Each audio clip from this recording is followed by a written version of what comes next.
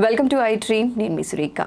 జూన్లో group 1 exams, అలాగే ఆగస్ట్లో గ్రూప్ 2 ఎగ్జామ్స్ రానున్నాయి. దాని గురించి ఇవాళ డీటెయిల్గా తెలుసుకుందాం. ఎగ్జామ్స్ రాస్తున్న వాళ్ళకి కూడా మంచి మంచి టిప్స్ అనేవి ఇవాళ తెలియచేయడానికి మనతో పాటు ఉన్నారు senior faculty in sociology Srinivas గారు. వారితో మాట్లాడదాం. నమస్కారం సార్. నమస్కారం అండి. సార్, ఎలా ఉన్నారు సార్? ఐఎమ్ వెరీ గుడ్ అండి. Sir, group 1 exams and group 2 exams దగ్గర పడుతున్నాయి సార్. ఈ సందర్భంగా గ్రూప్ 1కి కానీ గ్రూప్ 2కి కానీ ప్రిపేర్ అవుతున్న వాళ్ళకి ఈ ఒక్క వీడియో చూసినా కొన్ని మంచి మంచి టిప్స్తో వాళ్ళు మంచిగా మార్క్స్ గ్రాప్ చేయాలి అంటే ఏదైనా ఒక సబ్జెక్ట్ గురించి కానీ అట్లా ఏదైనా మాట్లాడదామా సార్ ఈరోజు ఎక్స్క్లూజివ్గా? డెఫినెట్గా అండి. నా సబ్జెక్ట్ దగ్గరికి వద్దామండి. Yes sir. Sociology is my subject, expertiser subject. And దాంతోపాటు మన ఏదండి ఇంటర్నల్ సెక్యూరిటీ అవి కూడా టీచ్ చేస్తాను. బట్ సోషియాలజీ ఇప్పుడు వీళ్ళకు ఉపయోగపడేటువంటి టాపిక్. ఈ సోషియాలజీలో సోషల్ ఎక్స్క్లూజన్ అని చెప్పేసి జనరల్ స్టడీస్లో ప్రిలిమినరీ గ్రూప్ 1 ప్రిలిమినరీలో జనరల్ స్టడీస్లో ఒక 10 మార్కులు వచ్చేటువంటి అవకాశం ఉంది. ఈ సబ్జెక్ట్ నుంచి 10 మార్క్స్ గ్యారంటీడ్గా వస్తాయండి. ఒక 10 మార్క్స్ అంటే వీళ్ళకి 150 మార్కుల్లో సోషల్ ఎక్స్క్లూజన్ అనేటువంటి ఒక టాపిక్. కాబట్టి మినిమం 10, నేను మినిమం చెప్తున్నాను. Maximum it might go to 12, 13, 15 దాకా వెళ్ళొచ్చు. కానీ మినిమం అయితే ఒక 10 మార్క్స్ వస్తాయి. ఓకే. అందులో సోషల్ ఎక్స్క్లూజన్ అనేటువంటిది ఒక టాపిక్. అది ఈ టాపిక్ కనుక జాగ్రత్తగా ఇప్పుడు నేను చెప్పినటువంటి టాపిక్స్ మీద కనుక ఫోకస్ చేయగలిగినట్లయితే, దాని మీద ఫోకస్ చేస్తే కొంచెం వీళ్ళు మార్క్స్ అనేటువంటివి తెచ్చుకునేటువంటి అవకాశం ఉందండి. ఓకే. ముఖ్యంగా ఈ సోషల్ ఎక్స్క్లూజన్ అంటే ఏంటి కాన్సెప్ట్, ప్రత్యేకించి వీళ్ళు దేని మీద ఫోకస్ చేయాలి అంటే అసలు సోషల్ ఎక్స్క్లూజన్ అనేటువంటిది యూని డైమెన్షనల్లా మల్టీ డైమెన్షనల్లా అనేటువంటి ఆస్పెక్ట్ బాగా చూసుకోవాలండి. ఓకే.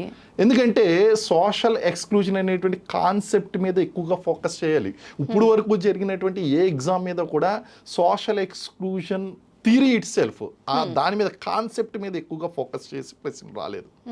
కాంపిటేటివ్ ఎగ్జామ్స్లో ఎప్పుడు కూడా ఎలా ఉంటుంది అంటే, మీరు గతంలో చదివినటువంటి ప్రశ్నలన్నీ చదువుకుని ఇందులో ఏదో ఒకటి రిపీట్ అవుతుంది అనుకుంటే 100 ప్రశ్నలు చదివిన తర్వాత 101వ ప్రశ్న వస్తుందండి. సో ఆ విధంగా ఐడెంటిఫై చేసింది ఏంటి అంటే ఈ కాన్సెప్ట్ మీద ఇప్పుడు వరకు ఫోకస్ చేయలేదు ప్రశ్న ఏది కూడా. కాబట్టి కాన్సెప్ట్ మీద ఏమన్నా ఫోకస్ చేయగలిగితే అది how it is multi dimensional, బహుళ ముఖ స్వభావాన్ని ఏ విధంగా కలిగి ఉంది. ఇప్పుడు సోషల్ ఎక్స్క్లూజన్ అంటే ఏంటండి?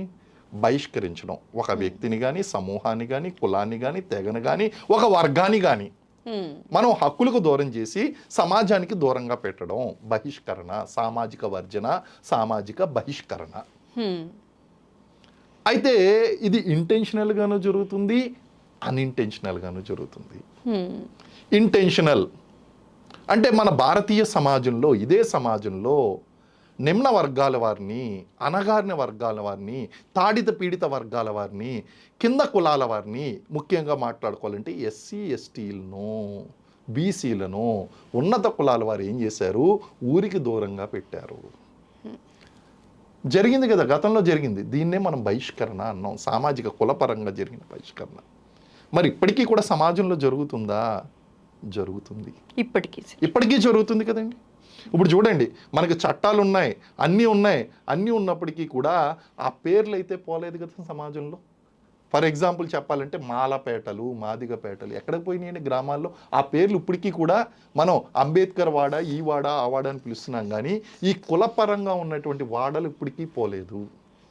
చూడండి, మిగిలినటువంటి ప్రాంతాల్లో మనకి రియల్ ఎస్టేట్ పరంగా, అభివృద్ధి పరంగా చూడండి, ఈ ప్రాంతం అంతా అభివృద్ధి చెందుతుంది.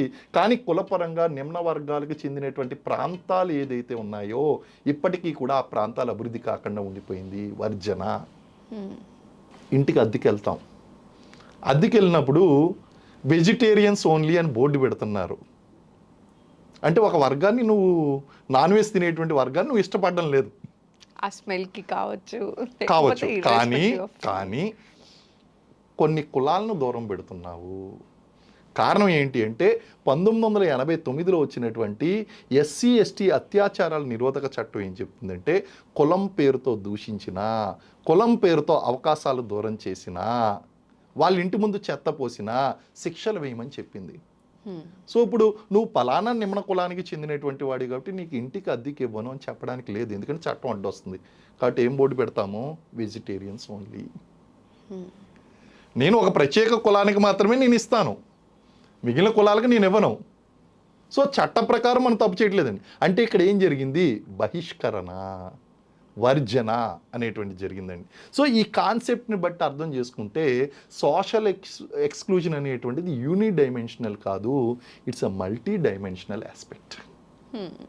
కులపరంగా వర్జన జరుగుతుంది, తెగల పరంగా. ఇప్పుడు తెగల పరంగా చూడండి, కులపరంగా అంటే ఇది ఇంటెన్షనల్గా జరిగిందండి. కులపరంగా జరిగినటువంటి వర్జన ఇప్పుడు ఏం చేసామండి, ఒకటి నేను కేవలం ఒక ఎగ్జాంపుల్ చెప్పాను మీకు, ఏది ఈ యొక్క వాళ్ళని భౌగోళిక పరమైనటువంటి వెలికి గురి చేశారు అని. మరి మంచినీటి బావులు, మంచినీటి చెరువులు వీటినన్నింటినీ కూడా ఉపయోగించుకోరాదని చెప్పారుగా. ఇవన్నీ కూడా ఒకప్పుడు మన భారతీయ సమాజంలో జరిగినవే కదా. అయితే వీటినన్నింటినీ ఓవర్కమ్ చేయడం కోసం కొన్ని పాలసీస్ అనేటువంటివి, స్కీమ్స్ అనేటువంటివి తీసుకొచ్చాం. అంబేద్కర్ దళిత జీవనాధార పథకం అని చెప్పేసి తీసుకుని వచ్చామండి. ఎక్కడైతే మనం ఈ యొక్క నిమ్న కులాల వారు మంచినీటి చెరువుల్ని, మంచినీటి బావుల్ని ఉపయోగించుకోరాదు అని చెప్పారో అక్కడ మనం ఏం చేసాం, అంబేద్కర్ జీవనాధార పథకాన్ని తీసుకుని వచ్చి ఆ పథకం ద్వారా దళిత వాడలు ఏదైతే ఉన్నాయో అక్కడ మంచినీటి సరఫరా అనేటువంటి చేయడం ప్రారంభించాం.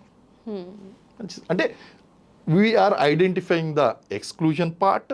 ఆ ఎక్స్క్లూజన్ పార్ట్ నుంచి మనం ఓవర్కమ్ చేయడం కోసం స్కీమ్స్, పాలసీస్ అనేటువంటివి తీసుకొస్తున్నామండి.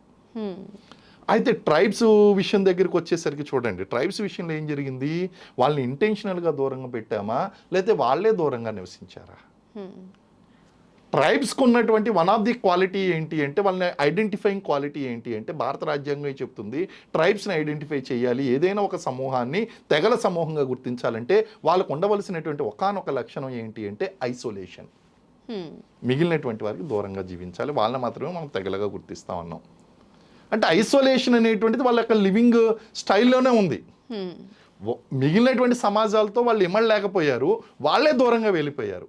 అయినప్పటికీ కూడా ఈ సమాజంలో ఉన్నటువంటి వాళ్ళందరూ కూడా వాళ్ళ దగ్గరికి వెళ్ళి అన్యాక్రాంతం చేయడం అనేటువంటి చేస్తున్నారు. భూ అన్యాక్రాంతము, ల్యాండ్ ఎలినేషన్.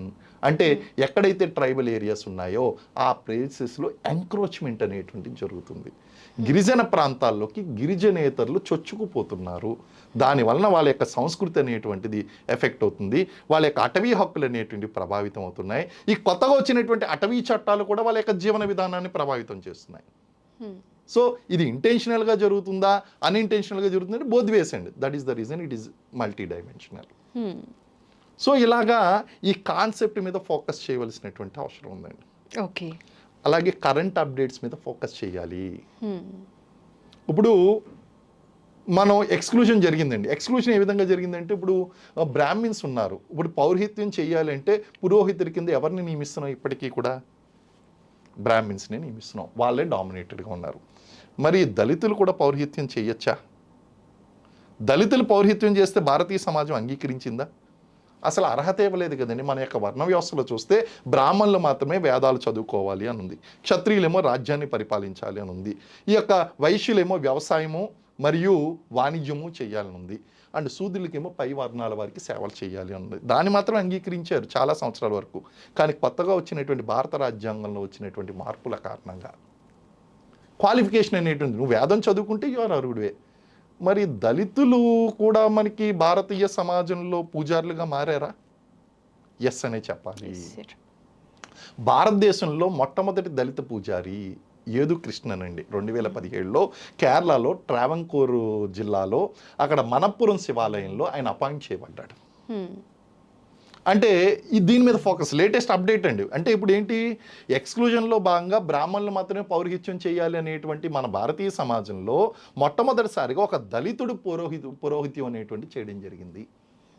ఇది కాంపిటేటివ్ ఎగ్జామ్స్లో మీరు ఫోకస్ చేయాలి ఇలాంటి అంశాలు, ఎందుకంటే ఎక్స్క్లూజన్ గురించి అవుతున్నాం కాబట్టి. అలాగే లింగాలు ఎన్ని అంటే మనం ఏం చెప్తామండి, 2 అని చాలా స్పీడ్గా చెప్పేస్తాం. మరి థర్డ్ జెండర్ని ఏం చేస్తారు? ఎక్స్క్లూడ్ చేసేసారు. అసలు ఎగ్జామ్ అప్లికేషన్లో కూడా మీకు మేలా ఫీమేల్ అనేటువంటి ఆప్షన్ ఉంటుంది తప్ప థర్డ్ జెండర్ అనేటువంటి ఆప్షనే లేదు. ఎగ్జామ్ అప్లికేషన్లో థర్డ్ జెండర్ని ఇంట్రడ్యూస్ చేసినటువంటి మొట్టమొదటి స్టేట్ ఏది అంటే అరుణాచల్ ప్రదేశ్ అండి. Arunachal Pradesh public service commission third జెండర్కి ఒక కాలం ఏర్పాటు చేసిందండి. మరి వాళ్ళకి రైట్ టు లైఫ్ హక్కు ఉంది కదండి, వాళ్ళకి జీవించేటువంటి హక్కు ఉంది, ఆర్టికల్ 21. వాళ్ళకి కూడా స్వేచ్ఛగా బతికేటువంటి హక్కు ఉంది, గౌరవప్రదంగా జీవించేటువంటి హక్కు ఉంది. నువ్వు అవకాశాలు కల్పించినప్పుడు, ఉద్యోగాలు అనేటువంటివి ఇవ్వనప్పుడు వాళ్ళు ఎలా గౌరవప్రదంగా జీవించగలుగుతారు? కాబట్టి ఈ ఎక్స్క్లూజన్లో వాళ్ళు కూడా పార్ట్ కూడా థర్డ్ జెండర్ గురించి చదవాలి. మరి థర్డ్ జెండర్ గురించి ఉద్యోగాల అవకాశాలు ఇస్తున్నారా? లేటెస్ట్ పాయింట్ ఏంటి అంటే మనకి తమిళనాడులో ఒక థర్డ్ జెండర్ సబ్ ఇన్స్పెక్టర్ ఉద్యోగం సంపాదించింది. దేశంలోనే మొట్టమొదటి సబ్ ఇన్స్పెక్టర్ ప్రీతికా యాషిని. ఇలాంటి అంశాలు ఫోకస్ పెట్టాలి. ఎందుకంటే థర్డ్ జెండర్ని ఎక్స్క్లూడ్ చేసాం, ఇంక్లూడ్ అయినప్పుడు దేశంలోనే మొట్టమొదటి థర్డ్ జెండర్ అండి సబ్ ఇన్స్పెక్టర్ అండి. ఫోకస్ చేయాలి అటువంటి అంశాల మీద. అలాగే వీళ్ళకి గరిమ గృహాలు అని చెప్పేసి వీళ్ళకి కొత్తగా ఒక చట్టాన్ని తీసుకుని వచ్చి థర్డ్ జెండర్ ప్రొటెక్షన్ యాక్ట్ అనేటువంటి తీసుకుని వచ్చి ఆ యాక్ట్ ద్వారా వీళ్ళకి గరిమ గృహాలు అనేటువంటి ఏర్పాటు చేసి వెల్ఫేర్ హౌసెస్ ఏర్పాటు చేశారు. వాటి మీద ఫోకస్ చేయడం. అలాగే మనకి డిజేబుల్డ్ పీపుల్ ఉన్నారండి. డిజేబుల్డ్ పీపుల్ కనుక మనం చూసుకున్నట్లయితే గతంలో డిజేబిలిటీ యాక్ట్ 1995 ప్రకారం కేవలం 7 రకాలైన డిజేబిలిటీస్ మాత్రమే ఐడెంటిఫై చేశారు.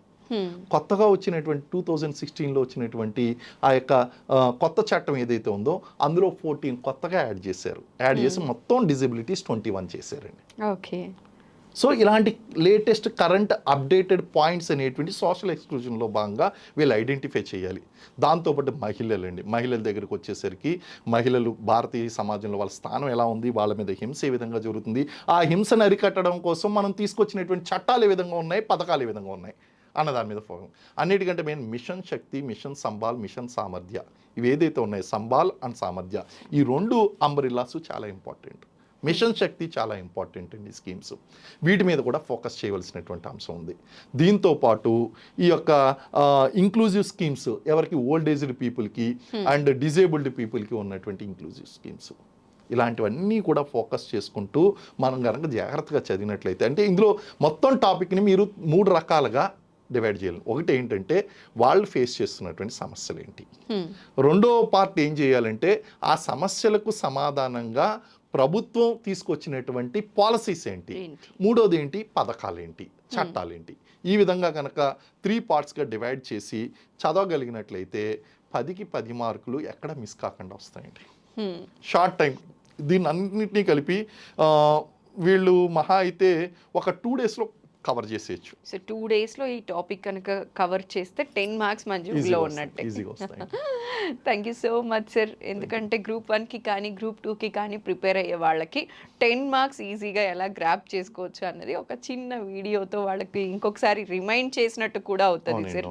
Thanks for your valuable time అండి. నమస్కారం సార్. నమస్కారం అండి.